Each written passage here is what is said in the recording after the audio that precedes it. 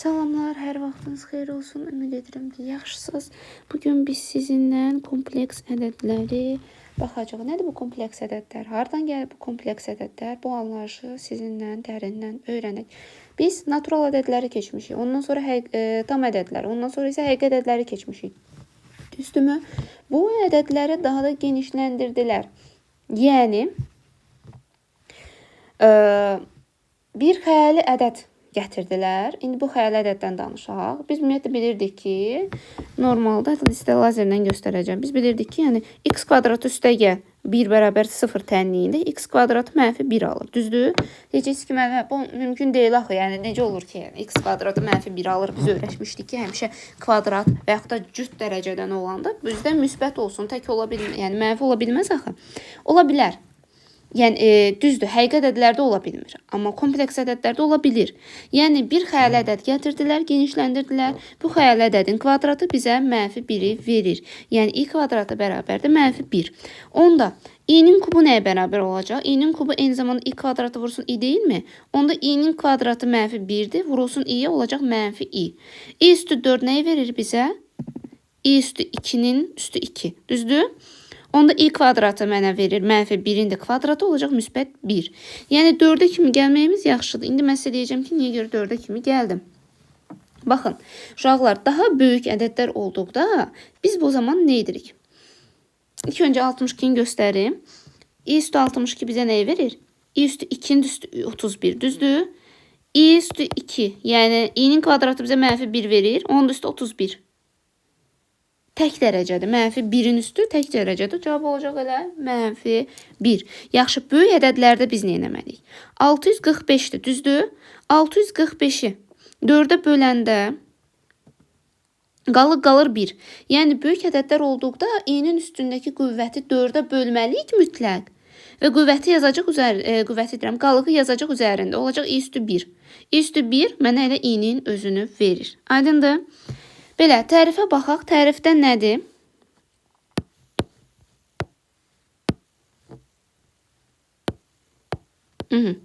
Tərifdə nədir? i kvadratı mənfi i kvadratı bərabərdir mənfi 1 şərtini ödəyən. i ədədinə xəyali vahid deyilir. Yəni, i bizdə xəyali bir vahiddir. Aydındırmı? Məncə rahatdır. İndi, kompleks ədəd nədir? Z bərabərdə kompleks ədədin cəbri, belə deyək də, cəbri cəmi. Hansı ifadə ilə göstərilir? Z bərabərdə a üstəgəl b kimi ifadə olunur. Məsələn, burada z bərabərdə 12 üstəgəl 4i və yaxud da 5 üstəgəl 3i yazmışam. Burada fərqli ola bilər. Bu, bunun kompleks ədədin cəbri cəmi şəkli adlanır. Z-lə işarə olunanda. İndi bu cəbri cəmində A həmişə həqiqi hissə adlanır. B isə xəyali hissə adlanır. Aydındır? R nədir? R Z-lə yazılır həqiqi hissə. İm Z-lə yazılır isə xəyali hissə. Realda, bu da ingilisində imagətdə desə belə bir şeydir. Yəni xəyali deməkdir də. Qeyd. Bir dənə burada əmma var ki, təkcə bir dənə 0 həm həqiqi, həm də sırf xəyali olan yeganə bir ədəddir. Yəni, sırf həm həqiqidir, həm də xəyalidir. Bu belə. Kompleks ədədlər üçün əməllər. Kompleks ədədlər üçün əməllərdə necədir? Sən 2 dənə cəbri cəm verilib. Z1 bərabərdə A1 üstəgəl B1i, Z2 bərabərdə A2 üstəgəl B2i. Toplanılması və çıxılması. Toplanan zaman nə edirik? Həm toplayırıq, həm çıxan zaman A1 üstəgəl B1i üstəgəl plus minus A2 üstəgəl B2i. Bu zaman həqiqi hissələr toplanılır, həqiqi hissə də yazılır. Xəyali hissələr toplanılır və yaxud da çıxılır, xəyali hissə də yazılır. Bu da rahatdır. Gələk indi bunun vurulmasına. Vurulmasında Z1-i Z2 vuran zaman nə olur? Baxaq. Bunları yazaq. Bir-birinə vururam.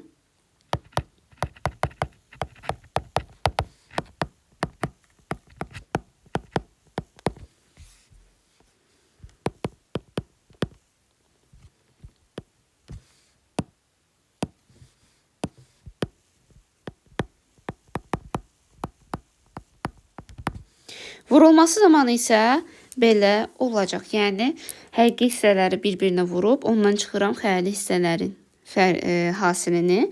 Üstünə gəlirəm, A1-i vururam B2-yə, üstə gəl A2-ni vururam B2-yə. Bu halda isə onun vurulmasıdır, yanına da i-ni yazıram. Bu belə. Məsələn, misal olaraq nə yazaq? Ki, bilin bu nə deməkdir? Misal, 3 üstəgəl i. Bunları bir-birinə vuran zaman, bunları bir-birinə vuran zaman. 3'ü vururam 2'ye oldu 6. Çıxılsın. 3'ü vururam i'yə. Düzdür? 3i üstəgəl 2i çıx i kvadrat. Bir-birinə vururam. O da oldu mənə nəyi verir? 6 çıx i çıxılsın mənfi 1 bərabərdir 7 çıx i. Hasili isə bu şəkildə göstərilir. Bir də qoşması və bölünməsi. Uşaqlar bizə ümumiyyətlə tənlik verəndə bu tənliyin, məsəl üçün normalda tənliyin köklərinin biri kompleks ədəd veribsə, digər kökü o kompleks ədədinin qoşması olacaq və bunu unutmayın. Aydındır? Bunu da deyək.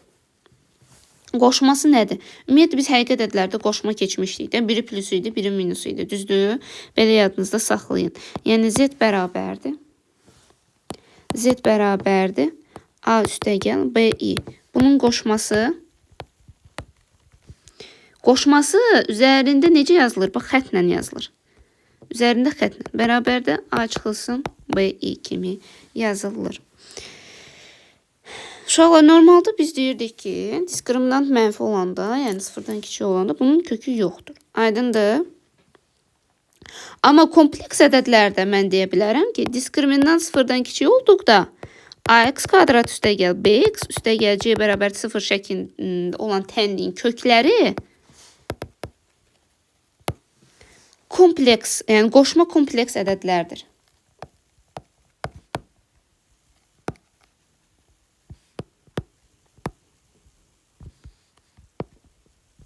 Qoşma kompleks ədədlərdir. Bu belə. Sonra nə qaldı? Bölünməsini də deyəyim o zaman. Bölünməsinə baxaq. Z1 bölünsün Z2 bərabərdir. Bölünməsi zamanı Z1'i vururam nəyə? Z2'nin qoşmasına. Bölürəm Z2'ni də vururam Z2'nin yenə qoşmasına. Aydındır?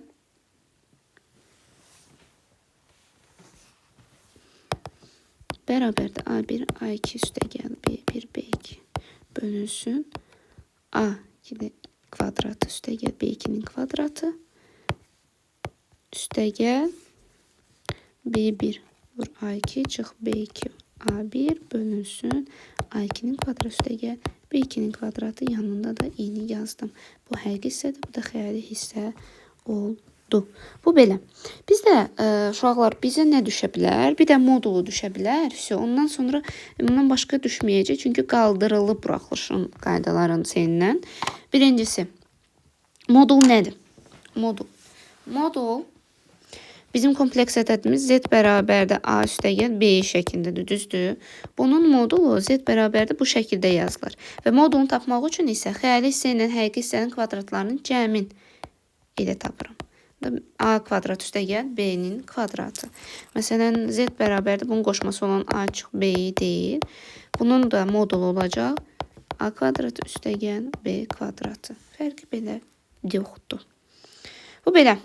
Başqa heç bir şey ehtiyac yoxdur. Məsələn, bir dəqiqə deyim, bir dənə misal deyim. Z bərabərdir 6 üstəgəl 8-i. Bunun modulun 6'nın kvadratı üstəgəl 8'in kvadratı mənə verir 100. Köy altından da çıxır 10. Bunun modulu 10'dur. Əla. Yəni başqa heç bir şey, yəni çətin bir şey yoxdur. Bunlar düşəcək, bunları yaxşı bilin və testləri işləyin. Tam öyrənəndən sonra, qavrayandan sonra başlayın testləri işləməyə. Sağ olun, salamat qalın.